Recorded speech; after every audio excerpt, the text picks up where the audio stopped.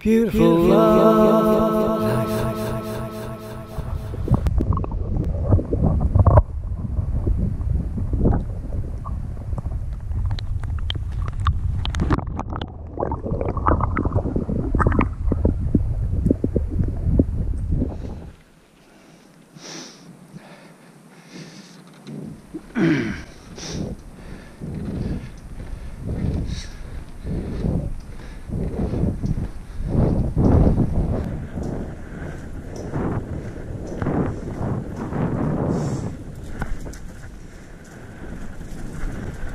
So we're now on the road, heading towards Dartmoor, and just at the top of this hill is the grid into Dartmoor,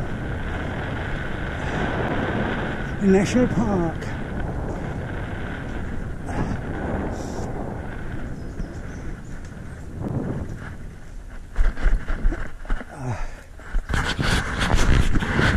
Also, from what I've seen, the most opinionated people are the people that sit in pubs doing nothing, and the people that actually do things don't actually talk about it, they actually do it, which is what I did when I was mountain rescue. And I just love being out in the wilderness. Well, I like to be constructive in what I'm doing with my life on a daily basis.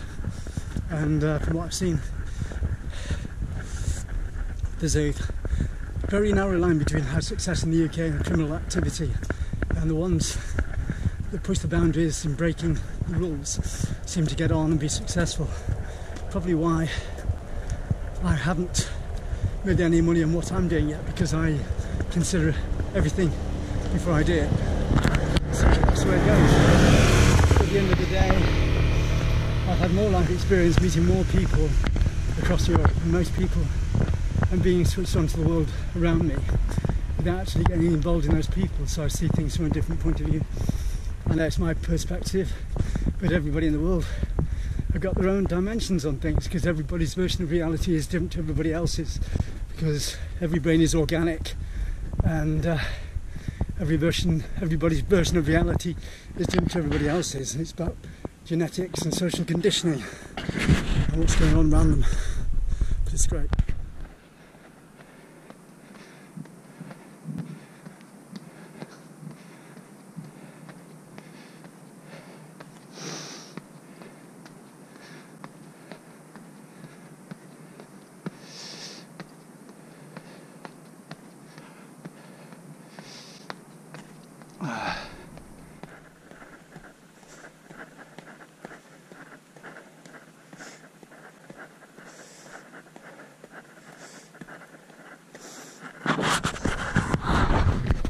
So going back to what's going on genetically in the brain, it's quite possible that when people have flashbacks, it could be from what's going on in their brain or their body through generations of their ancestry, because it probably has some sort of influence at some level on brain matter. Maybe, maybe not. Just a theory. But life in science is based on theories anyway. You've got to turn those. In fact, everything is a human language.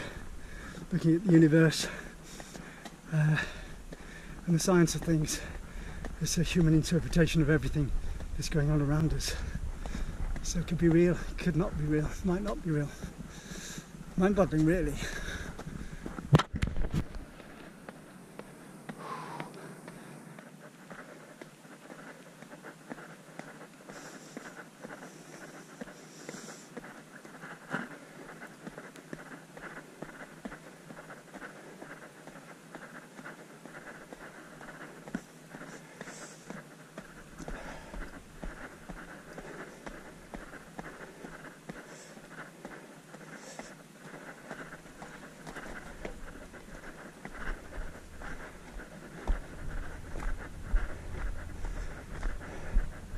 Well, we just crossed into Dartmoor and only 10 minutes away from Clearbrook now.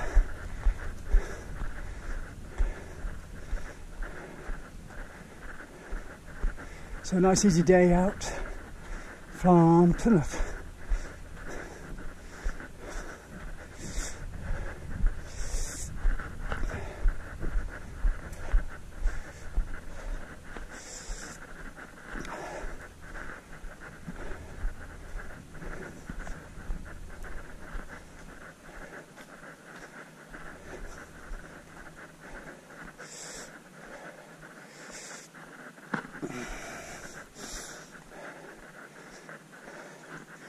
Endorphins and adrenaline. So like a natural drug that I'm constantly high on. And if I'm not under that all the time, I go into a low. So I'm either very high or very low, which is almost to the extreme. And then they give that label as well. But who cares about stupid labels? Everybody's given a label these days. Nowhere I'd rather be though. Being aware of my senses on a daily basis and enjoying that. It's all there.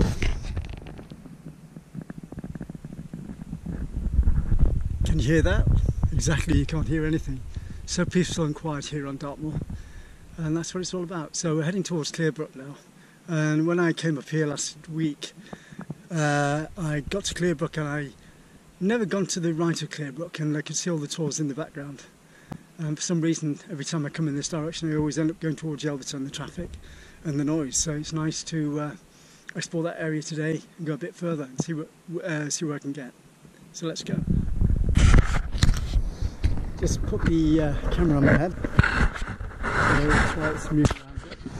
And now back on my bike.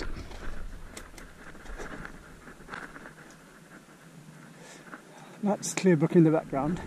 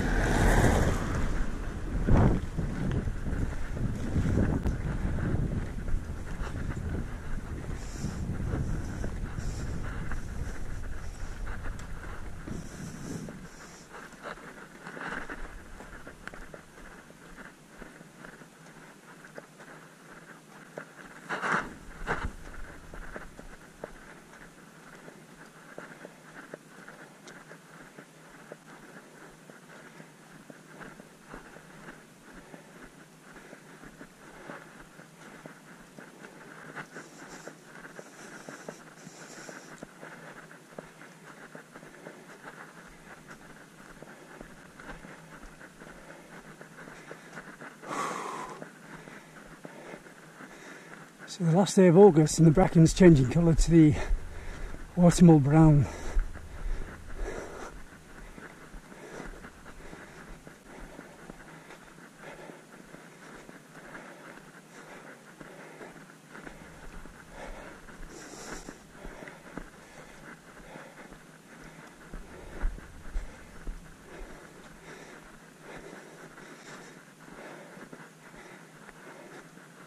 One of the Tors in the background over there.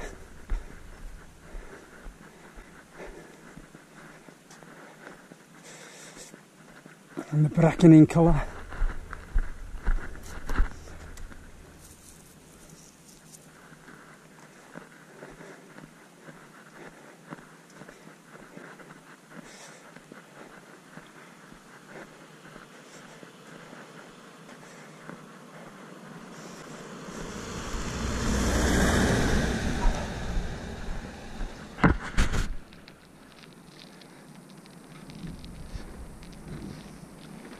Before we drop down to Clearbrook, I'll show you the Leat.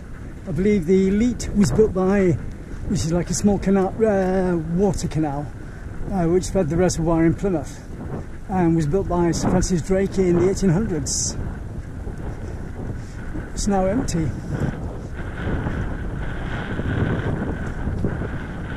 So basically it used to take water from Dartmoor down into Plymouth.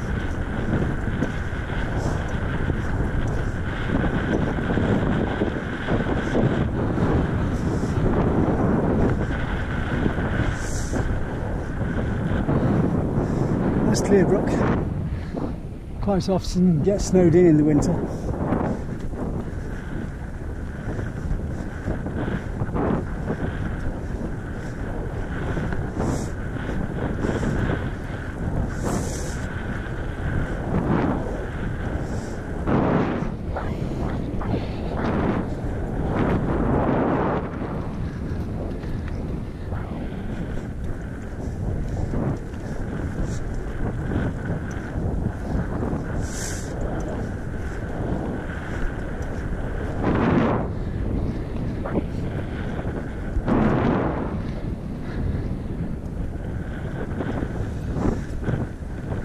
And the first of the Dartmoor ponies for today.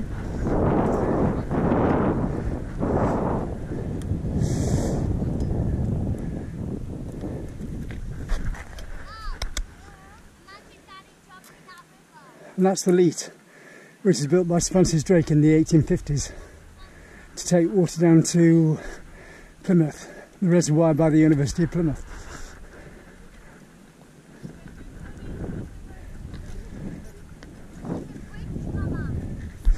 And there's water in it today because we've had quite a lot of rain in the last few days.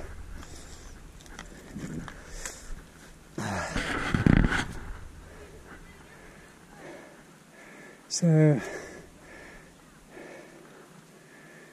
drop down to Clearbrook now and have a look at some of these ridges over the back.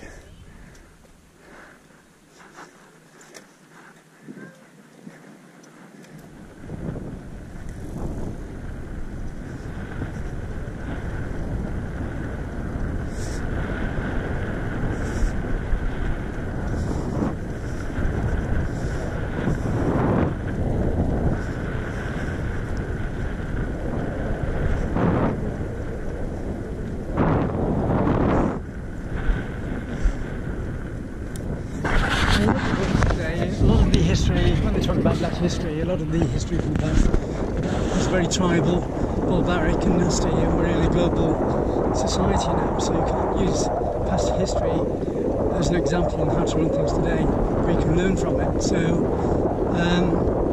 you know, all our boundaries were created by damaging other people's lives in other countries, so we've got to work together now to repair that and learn from it and progress forward. So we're now in Clearbrook.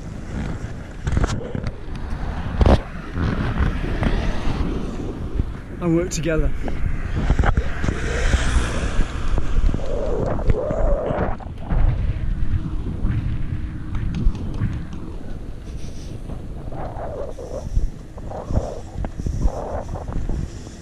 And even in the 1950s, the British were very racist and sexist when they were trying to take over other people's countries and run the Commonwealth. They still have that attitude to other people, the dark people from the Commonwealth. Which is disgraceful.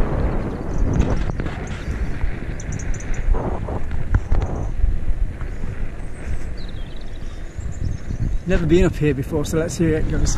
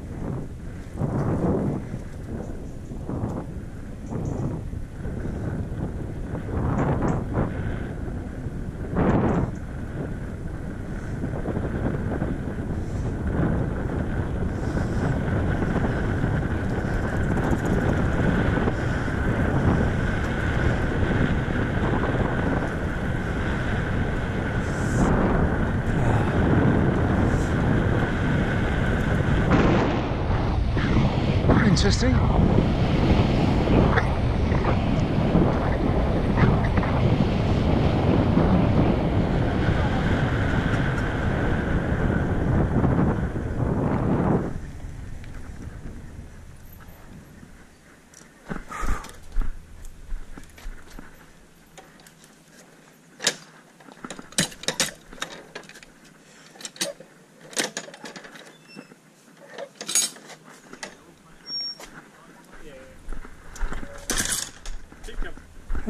Cheers.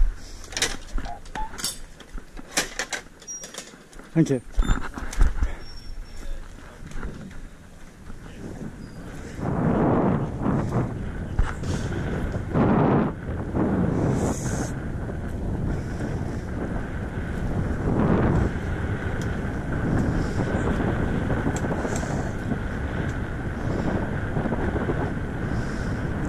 So this is a cycle motorway coming out of Clearbrook. I've never been down here before, so it'll be interesting to see where it goes.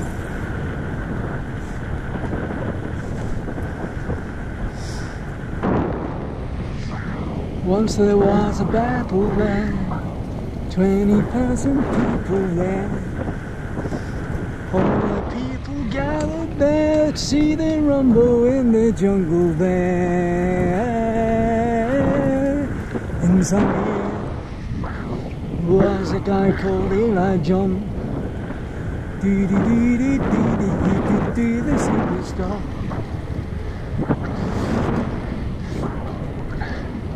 In Zaire.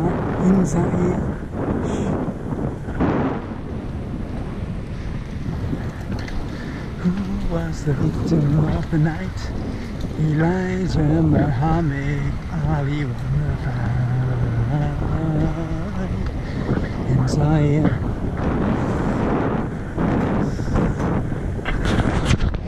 In Zaire.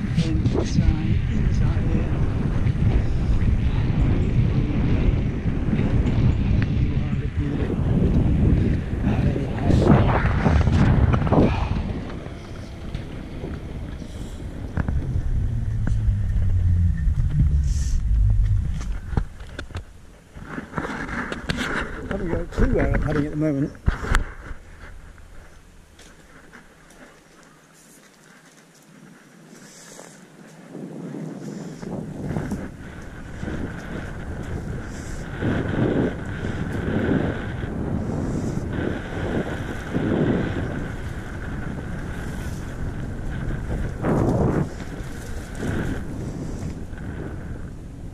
Damn. I'm heading back into Plymouth. I need to turn around.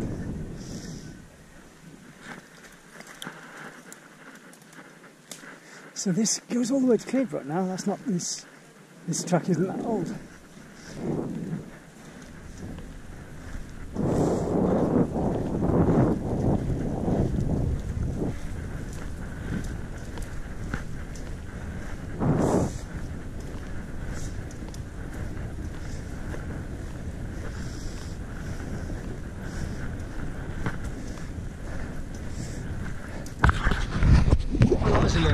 I've just come out of the. I've just done a circle from Clearbrook back down to the disused line. It goes back down to Plymouth, so I'm going to go back up to Clearbrook, then swing right, and then head towards the Tors, hopefully.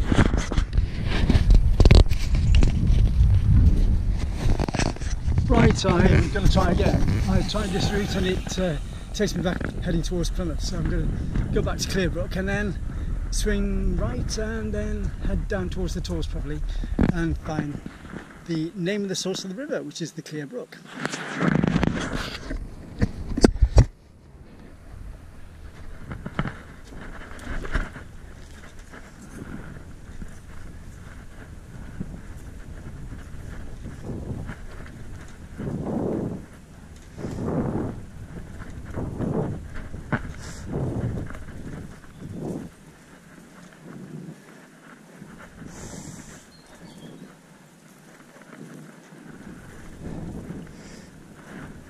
It's embarrassing, everybody's got better bike than me, so I'm going a lot faster.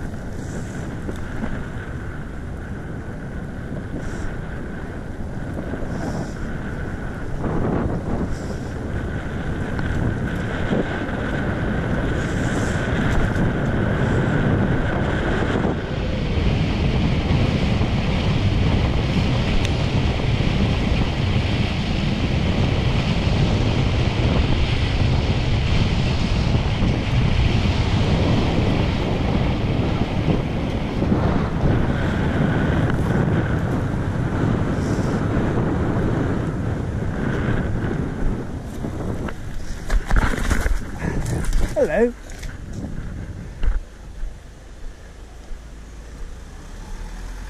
You're gorgeous, aren't you?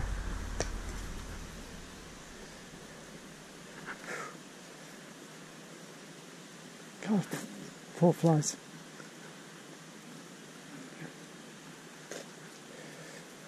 Poor horse. You're supposed to get used to the flies, don't you?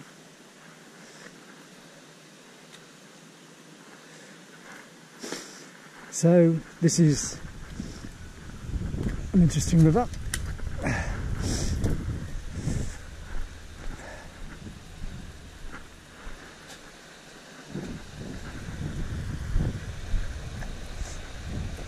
And there's the Clearbrook.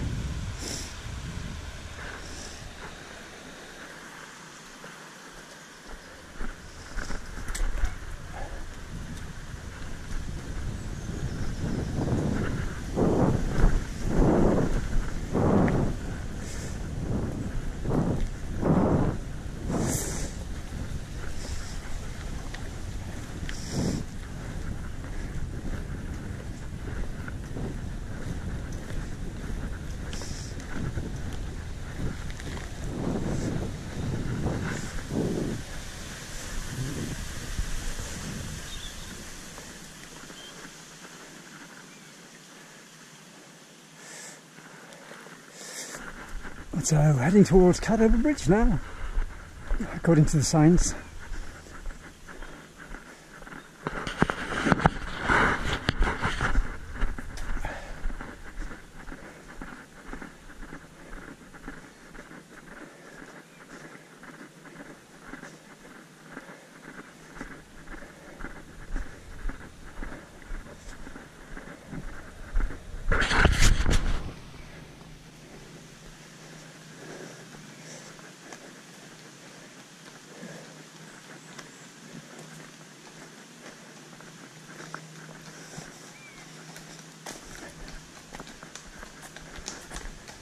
You're right there.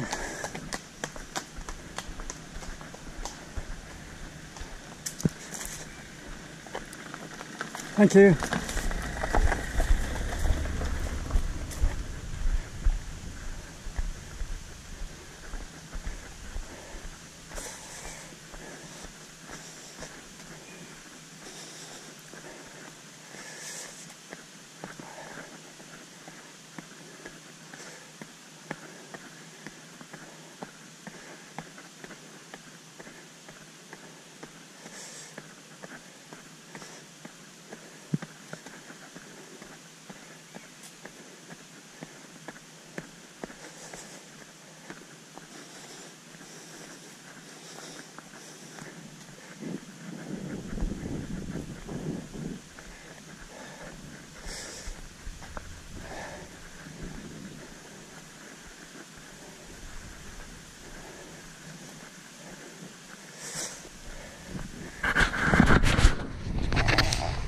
So it's been said that getting out of the country fights off dementia, which makes a lot of sense really, because if you're stuck indoors with nothing to think about, the motor neuron signals to the brain start breaking down and all the connections start breaking down, a bit like drinking lots of alcohol, because you can get alcohol-based dementia as well. And then people want sympathy then when their body systems start breaking down, the bone structures, the muscles and the brain. And to keep fit and healthy, you need to be out and about all the time, and preferably not too much with other people. You need a lot of your own space as well, so that you can focus your brain and get back to being independent.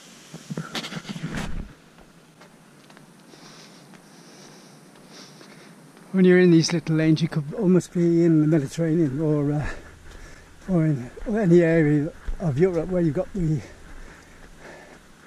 wood collected for the fire, because they still have wood burning in these sort of houses. And ironically, trees help to fight off the greenhouse effect by soaking in the carbon monoxide or the chemicals that cause greenhousing, So by growing trees to burn, absorbs the bad gases that cause damage. And if you use paper instead of plastics, then that would do the same thing.